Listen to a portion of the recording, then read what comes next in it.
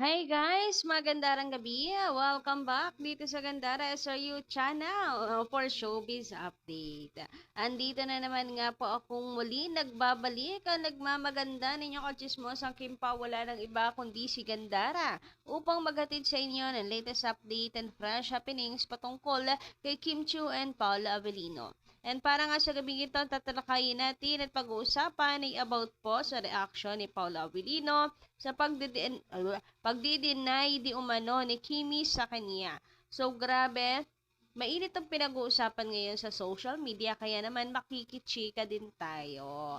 Ayan, but before that, sa mga hindi pa nakaka-subscribe dito sa ating channel, maaari lamang na pindutin po niyo ang subscribe button at notification bell na nandiyan sa baba para maging updated ka rin at ma-notify tuwing may bago tayong chika at balita hinggil sa Kimpaw.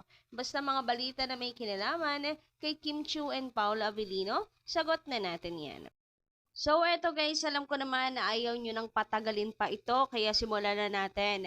About dito sa interview sa Kim Pao, na kung saan ay may pagde-deny si Kim Chiu sa relasyon nila ni Paul Avellino. Mukhang sa ano po kasi, sa sagot ni Kim Chiu ay talagang wala pong namamagitan na romantic relationship sa kanilang dalawa ni Paolo Avellino. So, ano ba? Ano ba kasi ang dapat isagot ni Kim Chu? Ayan, marami kasing nag-expect talaga na marami talaga nag-expect na hindi man direktang aminin, pero wala namang pagde-deny na gagawin. Pero wala eh. Hindi na nga direktang inaamin ay may pagde-deny pa. So may nababasa ako na okay lang naman daw sana yon, yung mga pag-ano na yan, na pagde-deny na yan, na kasi maiintindihan na ang gulo ng showbiz, mga showbiz na sagutan. Ang kaso kasi mas naging big deal sa mga fans yung reaction di umano ni Paolo Avellino na para bang nasaktan, hindi nagustuhan, na para bang na-disappoint si Paolo Avellino. Kasi 'di ba, doon nga sa nito mga nakaraan, panay po tayo ng update na si Paolo, grabe, panay na panay ang pagpapakilig. Pero si Kim naman daw ay nambabasag ng trip.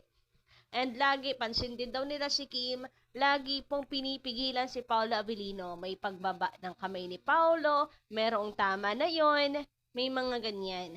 Si Paolo, game na game parate. Pero, usually, mga naba-update nga daw natin si Paolo Avellino itong husto sa pagpapakilig. Si Kimi naman yung medyo lie-low. So, ayun, okay lang sana daw yung pagde-deny kasi maiintindihan ng mga fans na this is not the right time, etc. Pero yung, ayun nga, sabi ko, big deal yung naging reaksyon ni Paolo Avellino sa mga fans. Kung hindi siguro gano'n, ang reaction ni Paolo Avellino, baka tahimik ang mga fans. So, eto yung mga nababasa natin. Eto pala yung video, guys, para mas maintindihan ninyo. Pagsigawan ko? Ano bang gusto ko ipagsigawan? May jowa na ako? Wala pa eh. Wala pa eh. Hindi ko po. Sa March 26, yun yung gusto kong nasa puso ko. March 26, my love will make you disappear. Talaga ba? Talaga ba, Kim? Yun. Tapos ito nga si MJ is mayroon na pang sinabi na talaga ba Kim, ganyan. Na para bang mayroon nga din talaga siyang alam. President ka daw yan ng Kim Pao. Charot. So, ito po yung mga reaction niya, no? Nakakasawa na yan, nakaka-deny mo, Kim Chu. Nakikita yung expression ni Paolo Avellino na hindi niya gusto yung pagde-deny mo.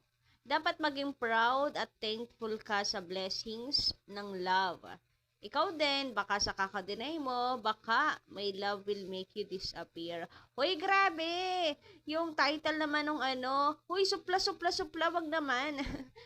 Grabe, tinaming nyo naman yung title. Grabe kayo. Pero actually, talagang napaisip din ako na, ay, ang sad ni Paolo Avellino. Pero, parte naman yan ng relationship kung sakali may nga na dumamdam si Paolo Avellino. Palagay na natin kasi hindi naman may tatanggi talaga sa mukha niya na para bang disappointed ganyan. Pero ang importante diyan, alam natin na magkakasundo yung dalawang yan. Maaayos yan. Ano ba kayo, flavor naman ng relationship? Yung ganyan tampuhan, yung mga ganyan, yung mga ganyan parte ba? But at the end of the day, kung talaga naman pong malalim ang reason ni Kim Chu ay mauunawaan niya ni Paolo Avellino, then problem solved na. Yun lang, ganun na kasimple. Anyway, sabi pa dito, ayan ka na naman, sige, mabash ka na naman, deny to death. If hindi makasagot, keep quiet na lang, less talk, less mistake. Iwas bashers na din, Kimi. Isipin mo din feelings ni Paulo, mukhang hindi siya happy sa mga banat mong ganyan. Sad tuloy ni Pau. Kimi, wala namang naniniwala sa'yo, wala namang masama, di sana daming nanliligaw sa iyo. Ayaw mo naman parang parang bayaw ni Pau yung parang ayaw ni Pau yung pag-deny mo eh. So, parang ganun din yung tingin ko pero magkakayos din po yan. Walang problema chan. Sabi pa dito, ako avid fan ni Kimi, understand ko siya kasi may gusto pa siyang isaayos bago umamin. Low-key muna gaya ng Coco Jules, matagal pang umamin, hayaan muna natin sila, huwag muna madaliin. Pero nakikita naman natin na may something sila. Yun na yun. Bibigyan muna natin sila ng space at baka gusto ni Kimi, may isang taong gusto ni Kimi isang tao gustong ma-interview sa kanya o silang dalawa na doon siya amin. Mahirap kasi may movie pa sila. Tapos sabihin pa ng basher for promo. So, ayan. May point din po dito sa ating. Thank you so much po sa positive comments. So, sana maliwanagan po ang lahat. And kung sakali man, nga na nagtampo si Paolo Avellino, parte nga yan ng relationship. And si kay Kimi, talagang nauunawaan ko yung mga reasons niya. For sure, may malalim yan. May mga malalim na reasons yan si Kim Chu. Mga big, nanggaling yan si Kimi sa napakasakit na heartbreak.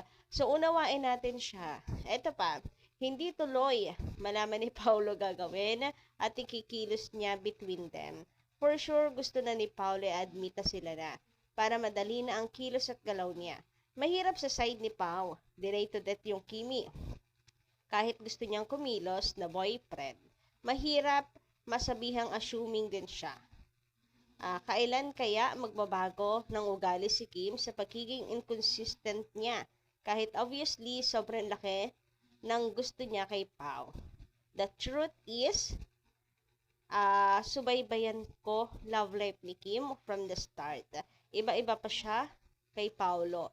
May lihim na feelings niya. Si Kim was torn between her personal life and her career. And ito pa, mahabol ko lang, may manager po ha si Kim Chu. Pwedeng dinikta na wag muna ngayon. Pwede naman gano'n. Wag muna ngayon ang aamin ha, Kim. Wag muna sa ngayon. May tamang oras. Siguro pagkatapos ng movie, ganyan. So, i-consider nyo rin yung mga ganyang bagay.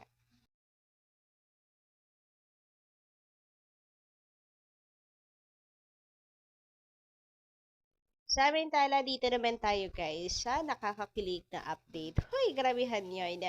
So, tingnan nyo si Paolo Avellino ang madahan niyang paglingon kay Kimi.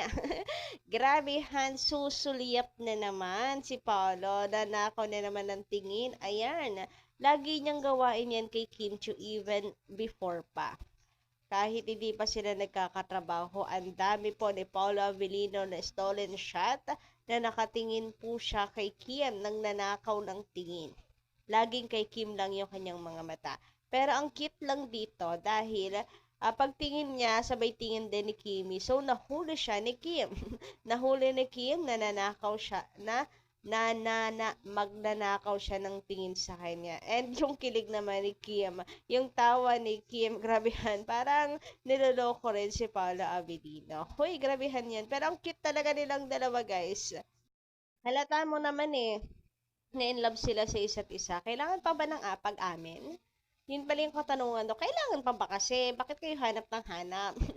Kitang-kita naman natin, di ba? Hindi na kinakailangang paghanapan ng pag-amin ang Kim Pao. Diyan pa lang. And ang dami na ni Paolo Avellino pinagsasabi na maituturing natin na pag-amin at pagre-reveal ng kanilang relasyon ni Kim. So, enough na po sana yun.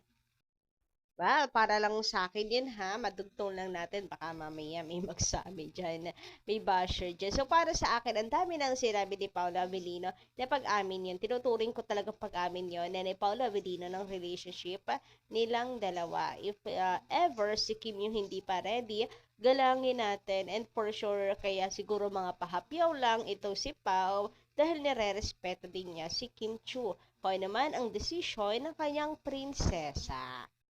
So, yun lang po muna sa ngayon guys, ang ating update. Maraming salamat sa inyong pakikinig. And pa-comment lang po dyan sa baba na inyong mga comment at salubin about sa ating mga pinag-usapan ngayong gabing ito. And please don't forget to click the subscribe button and notification bell para sa mga susunod nating mga balita hinggil sa Kim Pao. Salamat!